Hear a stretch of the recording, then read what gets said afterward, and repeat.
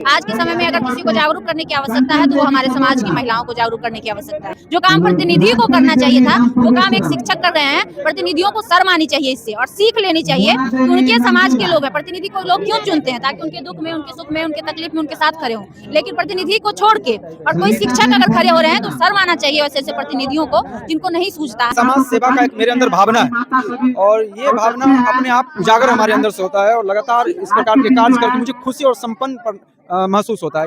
आज का जो दिन है 3 जनवरी, ये भारत के इतिहास का सबसे महत्वपूर्ण दिन है और उन्होंने महिलाओं के लिए, विधवाओं के लिए लगातार शिक्षा के लिए बहुत सारा काम किया। इसी अवसर पे कुछ विधवाओं के बीच हमने कंबल वितरण भी किया और कुछ छोटे छोटे जो स्कूली बच्चे हैं उनके बीच शैक्षणिक सामग्री का वितरण किया। आज जो घर से लड़कियां निकलकर बाहर पढ़ने के लिए जाती है, लड़कियां पढ़ना प्रारंभ कर चुकी है और कहीं न कहीं इसमें इनका बहुत बड़ा देन है। गार्जियन से अपील करना चाहेंगे, भले आप 2 रोटी कम खाएं, कपड़ा पुराना पहने मंजूर है, लेकिन अपने बच्चों को जरूर शिक्षित करें। नमस्कार, बेगूसराय जिला के चमथा 2 पंचायत में मैं आ चुका हूं और आज 3 जनवरी माता सावित्री बाई फुले जी का जयंती है।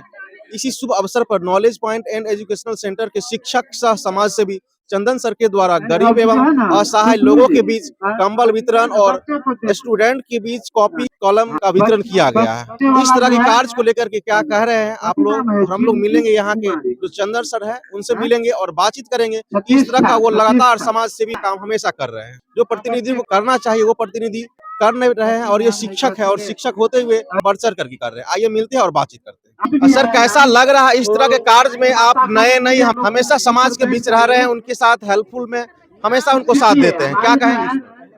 बिल्कुल सर, ऑलरेडी हम जो है एक शिक्षक हैं, साथ ही साथ कहीं न कहीं हम एक समाज सेवा का एक मेरे अंदर भावना है और ये भावना अपने आप उजागर हमारे अंदर से होता है और लगातार इस प्रकार के कार्य करके मुझे खुशी और संपन्न महसूस होता है। इस तरह काम करते रहते हैं। आज 3 जनवरी माता सावित्री बाई फुले जी का जयंती है, तो महिला लोगों की, हमारी समाज के बहन बेटियों के लिए क्या कुछ संदेश रहे? देखिए, आज का जो दिन है 3 जनवरी, ये भारत के इतिहास का सबसे महत्वपूर्ण दिन है और ये दिन को हमें कभी भूलना नहीं चाहिए और इसी दिन के अवसर पे हम खासकर इसलिए इस तरह का आयोजन रखें क्योंकि आज के दिन 3 जनवरी 1831 ईस्वी को भारत का प्रथम शिक्षिका और समाज सुधारक सावित्रीबाई फुले का जन्म हुआ और उन्होंने महिलाओं के लिए, विधवाओं के लिए लगातार शिक्षा के लिए बहुत सारा काम किया। तो खासकर इनका ये दिन, ये जयंती बिल्कुल यादगार बना रहे, इसलिए इसी दिन पे ये ओकेजन किए और इसी अवसर पे कुछ विधवाओं के बीच हमने कंबल वितरण भी किया और कुछ छोटे छोटे जो स्कूली बच्चे हैं उनके बीच शैक्षणिक सामग्री का वितरण किया। पहली ऐसी शिक्षिका नारी थी, उनके आने के बाद ही अपने समाज में जो भी महिला थी, लड़कियां थी, बहनें थी, उनको पढ़ने का वो अवसर दिए। इस पर क्या कहें? बिल्कुल निश्चित तौर पे उन्होंने अवसर दिया। आज जो घर से लड़कियां निकलकर बाहर पढ़ने के लिए जाती है, उतना नहीं, दुनिया की कोई भी ऐसा सेक्टर, कोई भी ऐसा विभाग नहीं है जहाँ की लड़कियां नहीं है। ये है एजुकेशन पावर, है ना, क्योंकि लड़कियां पढ़ना प्रारंभ कर चुकी है और कहीं न कहीं इसमें इनका बहुत बड़ा देन है।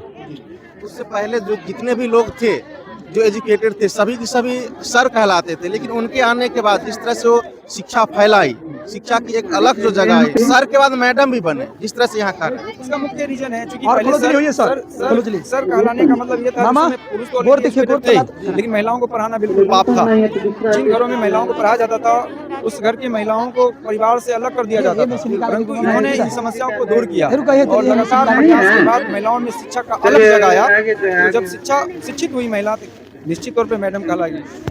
आज ये इस तरह का सेवा, बहुत सारे प्रतिनिधि हैं जो उनको आगे आना चाहिए। आप कोई भी प्रतिनिधि नहीं है, आप सिर्फ शिक्षक हैं, प्राइवेट शिक्षक, फिर भी आप समाज के बीच उनको हेल्प कर रहे हैं। इस पर देखिए, कहीं न कहीं हमारे समाज में बहुत ऐसे लोग हैं जो समाज के अंतिम पायदान पे हैं, बहुत ही गरीब है, तो इस तरह के कार्य से उनको कहीं न कहीं मदद मिल जाता है ना, और मदद मिल जाता है, यही हमारी खुशी है।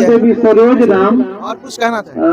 बिल्कुल कुछ नहीं, बस सभी गार्जियन से अपील करना चाहेंगे, भले आप 2 रोटी कम खाएं, कपड़ा पुराना पहने मंजूर है, लेकिन अपने बच्चों को जरूर शिक्षित करें। आज 3 जनवरी माता सावित्री बाई फुले जी के जयंती पे इसी गांव की बेटी जो कि बहुत ही बड़े एक्टिविस्ट हैं, इनसे मिलेंगे और बातचीत करेंगे। इस मौके पे उन्हें कैसा लग रहा है? सबसे पहले तो बहुत बहुत स्वागत है, आप ही की धरती पर हम सभी आए हैं और आज 3 जनवरी माता सावित्री बाई फुले जी का जयंती है और चंदन सर के द्वारा एक बहुत ही अच्छा पहल किया गया अपने समाज के लिए, क्या कहें? कि सबसे पहले तो हम चंदन सर को बहुत बहुत धन्यवाद करना चाहेंगे कि इस शुभ अवसर पर इन्होंने बहुत अच्छा आयोजन किया। आज के समय में अगर किसी को जागरूक करने की आवश्यकता है तो वो हमारे समाज की महिलाओं को जागरूक करने की आवश्यकता है, क्योंकि वो कहते हैं ना कि जिस घर की महिलाएं शिक्षित होती है ना, उस घर के बच्चे भी शिक्षित होते हैं, चाहे जो हो जाए। चंदन सर को बराबर देख रहे हैं अपने पंचायत में, किसी भी तरह की कठिनाइयां से जो ही पंचायत के लोग हैं वो गुजरते हैं तो उनमें हमेशा एक खड़े रहते हैं। देखिए, एक शिक्षक जो होते हैं ना, वो समझते हैं चीजों को, उनको पता होता है सही क्या है गलत क्या है। वो यही हमेशा उनकी कोशिश होती है, चाहे वो बच्चे हो चाहे वो बड़े हो, उन्हें सही रास्ते पर लाना। तो शिक्षक का हमेशा यही सोच होता है। हमें लगता है कि चंदन सर उस सोच में अच्छे सोच के लोग हैं जो ऐसा सोचते हैं। जो काम प्रतिनिधि को करना चाहिए था वो काम एक शिक्षक कर रहे हैं। प्रतिनिधियों को शर्म आनी चाहिए इससे और सीख लेनी चाहिए कि उनके समाज के लोग हैं। प्रतिनिधि को लोग क्यों चुनते हैं? ताकि उनके दुख में, उनके सुख में, उनके तकलीफ में उनके साथ खड़े हों।